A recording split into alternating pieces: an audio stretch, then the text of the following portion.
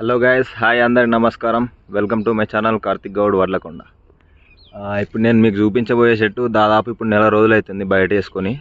అప్పుడైతే ఒక గొలాయి ఉండే, దాన్ని కడిగేసి ఒక గొలకు ఇంత పెద్ద చెట్టు ఏమి ఎక్కుతామని దాన్ని ఇచ్చిపెట్టేసిన. అంటే అన్ని మొత్తం బయటేసి వదిలేసిన. ఇప్పుడు ఎన్ని గొలలు అయిందో ఎక్కినాక చూద్దాం. ఇది ఇప్పుడు మనం ఎక్కబోయే చెట్టు జమ్మి మీద అంటారు.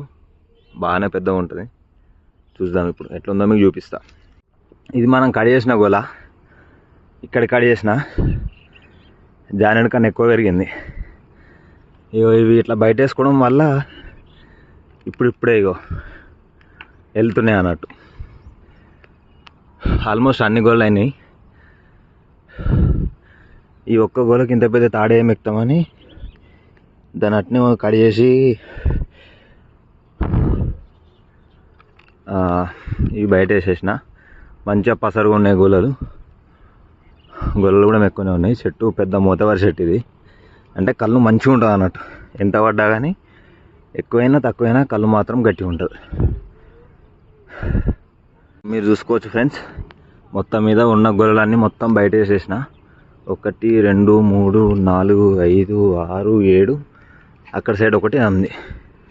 ఇది తీసి పెట్టేద్దాం. ఇక లోపల కూడా ఇంకోటి ఉన్నది. అయితే పెద్ద చెట్లకు 2 గొలలు ఖచ్చితంగా ఇచ్చి పెట్టాలి, లేకపోతే మొగిసన్న ఎక్కువగా అవకాశం ఉంటుంది. దీనికన్నా నాకన్నా ముందెక్కిన వాళ్ళు ఇచ్చి పెట్టినట్టున్నారు. ఇప్పటికే ఊగుతుంది చెట్టు మొత్తం.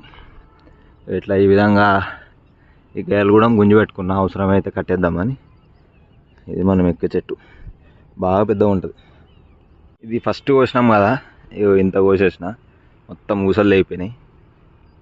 ఇక దీన్ని రప్ప గీసేయాలి, లేకపోతే మన చేతికి అందదు అన్నట్టుగా.